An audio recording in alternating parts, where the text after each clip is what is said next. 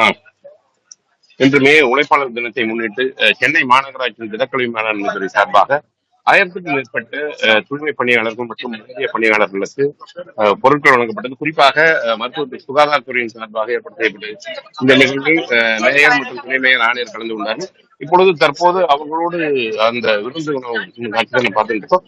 குறிப்பா இவர்களுடைய இந்த பாதுகாப்பு உபகரணங்களை வழங்கியும் அவர்களுக்கு என்னென்ன பாதுகாப்பு எந்த முறைப்படி இப்படி செய்ய வேண்டும் என்றும் இந்த உழைப்பாளர் தினத்தில் அவர்கள் உழைக்கும் மக்களுடைய அவர்களை அங்கீகரிக்கும் விதமாக இந்த அற்புதமான ஒரு நிகழ்வை இந்த திடக்கழிவு மேலாண்மை துறை ஏற்பாடு செய்தவர்கள். குறிப்பாக ஒரு மேயர் அவர்கள் பேசும்போதும் சரி, இவர்களுடைய பணி பாதுகாப்புக்காக பல்வேறு நடவடிக்கைகள் எடுத்து அவர்களுக்காக தொடர்ந்து சென்னை மாநகராட்சிக்கு நேரங்காலம் பார்க்காமல் பணிபுரியும் இவர்களை அங்கீகரிப்பது மிக முக்கிய பணியாகும் என்று கூறி அவர்களுக்கான இந்த பாதுகாப்பு வழங்கியதோடு அவர்களோடு உணவு அருந்தும் காட்சி தான் தற்போது பார்த்துட்டு இருக்கும்.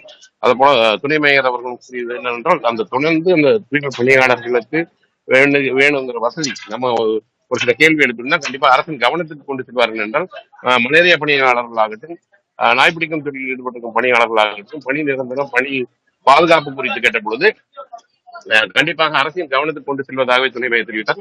எனவே இவர்களுடைய இந்த தூய்மை பணியாளர்களாகட்டும் மற்ற அனைத்து அந்த பணியாளர்களுக்கும் அவர்கள் பணியை அந்த உறுதி செய்யும் விதமாக பல்வேறு நடவடிக்கைகள் மாநகராட்சி சார்பாக எடுக்கப்பட்டு வருகிறது.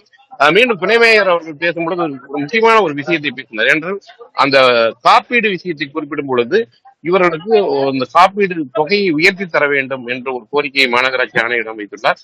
எனவே பல்வேறு நடவடிக்கைகளை இந்த தூய்மை பணியாளர்களாகட்டும், மலேரியா பணியாளர்களாகட்டும், பல்வேறு பணியாளர்களுக்கும் அந்த ஒரு பாதுகாப்பு பணியை ஏற்படுத்தியுள்ளார்.